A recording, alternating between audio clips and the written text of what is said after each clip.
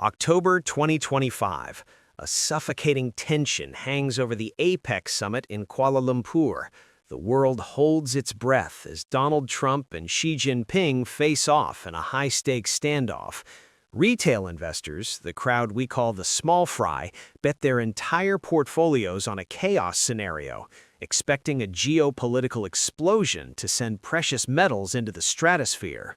But the moment the handshake was televised, a massacre ensued. And it didn't start with gold. Silver was the first victim led to the chopping block. While all eyes were fixed on gold, silver, the poor man's gold that serves as the industrial heartbeat of the planet, was hammered down by over 5% in a single New York trading session. This wasn't a standard correction, it was a calculated free fall. Retailers fled in a panic as massive red candles sliced through every technical support level. They fell for the media trap, the narrative that the Kuala Lumpur Peace Accord signaled an end to instability, stripping silver of its reason to exist at premium prices. In an instant, silver hit its peak and was violently dragged down to the $30 zone. A historic fever turned into a bloodbath on the Comex floor. Why would a peace deal be a death sentence for silver? The answer isn't in the Bloomberg headlines. It's buried in a classified memorandum, the Kuala Lumpur Joint Arrangement. A backroom deal turned the white metal into a sacrificial pawn for a higher power play. While the paper price was being decimated on your screen, behind the curtain, physical silver was being drained from vaults at a terrifying velocity. Smart money was casting a massive net, using the crowd's misguided euphoria as bait. To understand why silver was executed to set the precedent, we must look at the core of the November 4, 2025 Kuala Lumpur Agreement. One clause sent shockwaves through the elite. China agreed to lift export controls on rare earth elements, the oxygen for the U.S. defense and semiconductor industries. In exchange, Washington greenlit the export of NVIDIA H200 AI chips to Beijing. Think logically. Silver is the essential component in solar panels and EVs, sectors China dominates. When trade risks were neutralized by this chips for minerals swap, the paper-driven need to stockpile silver for supply chain protection vanished. The retail crowd panicked, believing the green energy era was over under Trump. But what is the truth? The whales behind the major hedge funds were using iceberg orders, massive buy orders broken into tiny pieces to hide their footprint, to quietly accumulate silver at this massive discount. They are preparing for a scenario you haven't been told, the explosion of next-gen AI infrastructure, which consumes 3 times more silver than legacy technology. This is a global shareholder blood transfusion.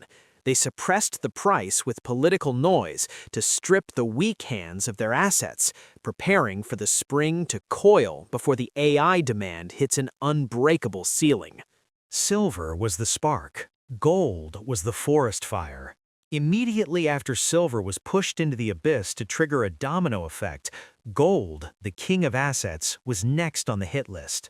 To understand why gold collapsed from its $4,500 peak to below $4,300, we have to follow the money along a trail that leads straight to a man the public barely understands, Scott Kenneth Homer Bessent. It is no accident that Trump chose a former George Soros protege as his Treasury Secretary.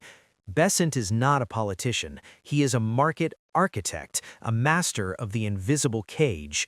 He spent decades learning how to break currencies and manipulate global flows from the shadows.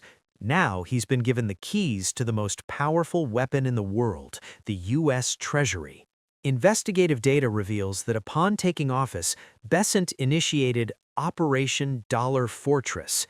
This wasn't just a policy, it was a declaration of war against hard assets.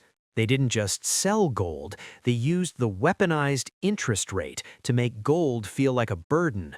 They created a reality where holding a bar of gold felt like holding a stone while the Dollar Fortress was handing out bricks of risk-free cash. This is a nation-state level liquidity swap. You were watching a great betrayal of the gold standard dream. The U.S. needed China to keep buying its debt to fund the $38.1 trillion deficit, and China needed the U.S. to ease the AI chip blockade on NVIDIA. Gold and silver were suppressed to serve as the industrial grease for this secret deal. They are manufacturing an illusion of stability, a temporary peace designed to trick the crowd into thinking the era of safe havens is over. They want you to believe the dollar has been fixed so they can accumulate the gold you're throwing away. They are burning the white and yellow metals to keep the furnace of the debt-based system running for one more year. Let's perform a forensic autopsy on the Trump 2.0 economic engine. Scott Bessent is driving the 3-3-3 policy, 3% GDP growth, reducing the deficit to 3%, and boosting oil production by 3 million barrels a day. It sounds like a dream for the dollar and a nightmare for gold, right? But look at the hard reality. U.S. national debt has hit $38.1 trillion. Every 100 days, the U.S. adds another $1 trillion in debt. A 4.5% interest rate means the government is paying a staggering amount of interest annually, a figure that now exceeds the entire national defense budget. The strong dollar is a hall of mirrors sustained by temporary political truces like Kuala Lumpur. Trump wants a strong dollar to force other nations to buy American, but the debt system cannot survive high interest rates forever. This is an irreconcilable internal contradiction. Silver and gold are currently like a spring being compressed by a titanic force called monetary policy. The harder the compression, the more violent the eventual release. When the Kuala Lumpur Agreement inevitably frays, and it will as new tariff barriers rise in 2026, this spring will unleash its full energy. Do not be deceived by the red candles on your Comex screen. The plunge of silver to the $30 zone and gold below $4,300 is not the end. It is the starting gun for a massive financial restructuring. The smart money is cleaning the market, flushing out the weak hands to prepare for an unstoppable surge. When the faith in artificial peace evaporates and the $38.1 trillion debt burden begins to choke the U.S. economy, the world will realize that no handshake can replace the intrinsic value of physical metal. The next target for silver isn't just the old high, it's the $50 to $70 range, while gold will set its sights on the $5,000 milestone. A final word of advice. Do not sell your soul at this technical support level. The whales are waiting for your panic to complete their final accumulation. You must choose. Be a victim of the Kuala Lumpur Compact or a partner to gold and silver on their journey to a new peak. The decision is yours. Hold your ground. The spring is about to snap. Stop. Take a breath. Look at the markets around you. NVIDIA is breaking records. Bitcoin is making headlines. The S&P 500 is partying like there is no tomorrow. But amidst this cacophony of greed, there is a silence, a heavy, unnatural silence surrounding one specific asset. I'm talking about silver. To the untrained eye, the silver chart looks dead. It looks stable. It looks like an asset that time forgot. But if you have been in this game as long as I have, you know that stability is a lie. In the financial jungle, when the water recedes from the shoreline, it doesn't mean the ocean is calm. It means a tsunami is building. Wall Street wants you to look at the price tag, let's say $30, $32, or whatever the algorithm decides today, and believe that is the value. They want you to believe that silver is abundant, that it's just a pet rock for conspiracy theorists, but they are lying to you. We are witnessing one of the greatest misdirections in financial history. While the paper price on your screen is being suppressed by high-frequency trading algorithms and massive short positions, the real metal, the physical bars, the coins, the industrial grain, is vanishing. It is being drained. It is being hoarded. and it is happening right under your nose. This isn't a market correction. This is a crime scene. And today, we are going to walk through the yellow tape, ignore the mainstream media's distraction, and look at the blood on the floor. Let's put on our forensic gloves and dig into the mechanism of this fraud. We need to talk about the rehypothecation of silver. It's a fancy word, isn't it? But in simple English, it means selling what you don't own.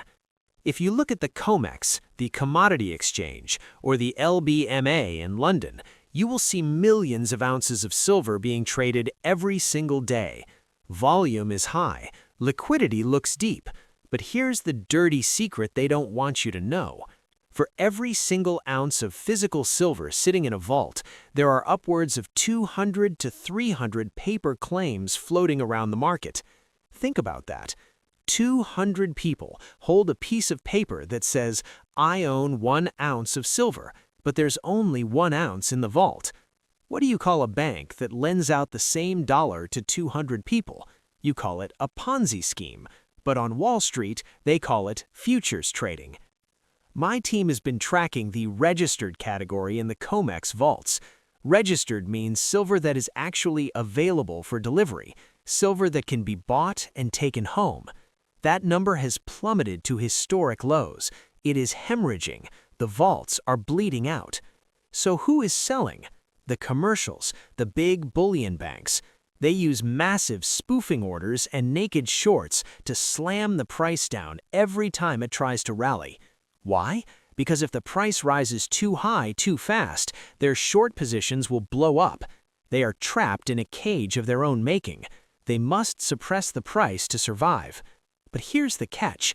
You can suppress the price of paper indefinitely. You can print unlimited contracts, but you cannot print metal. Eventually, the physical buyers, the people who want the actual bar, not the paper receipt, will show up at the counter, and when they ask for their silver, the teller is going to look at the empty vault and panic will set in. Now let's zoom out. Why is this shortage absolutely inevitable? Why is this different from 1980 or 2011? Because the world has changed. Silver is no longer just money. Silver is the strategic imperative of the 21st century. We are moving into an era of the electrification of everything, and physics dictates one simple truth. Silver is the most conductive metal on the periodic table. You cannot cheat physics. Solar energy. The world is racing toward net zero. Solar panels are being installed on every roof from California to Shanghai. Newer, more efficient panels, like TOPCon technology, use twice as much silver as the old ones. The solar industry alone is swallowing nearly 20% of the annual mining supply. The AI revolution. You think artificial intelligence is just software? Wrong. AI runs on chips. It runs on servers. It runs on massive data centers that require complex electronics. Every single connection, every switch, every motherboard contains silver. The military-industrial complex. Do you think that Tomahawk missiles and smart drones being used in global conflicts run on copper? No. They require the highest quality, most reliable conductor, silver. Here is the connection that should keep you awake at night. Silver demand is inelastic. What does that mean? It means Apple doesn't care if silver is $30 or $300 an ounce. There is only a tiny amount of silver in an iPhone, but without it, the iPhone doesn't work. So if the price triples, Apple must pay it. They cannot stop production.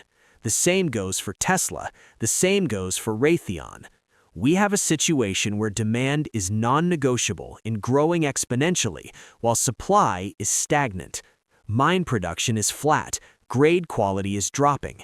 It takes 10 years to bring a new mine online. We are entering a structural deficit. We are burning the furniture to heat the house. The surface stockpiles are gone. And now, nations like China and India are quietly sweeping the market, importing massive tonnage, draining the West of its real wealth. They know what's coming. They're exchanging their paper dollars for hard assets before the music stops. So, how does this movie end? It doesn't end with a whimper. It ends with a violent repricing. We are approaching a singularity point, the short squeeze of the century. Imagine this scenario. The Federal Reserve, panicked by a recession or a banking crisis, cuts rates aggressively. The dollar index, DXY, begins to crack. Suddenly, the safe haven trade wakes up.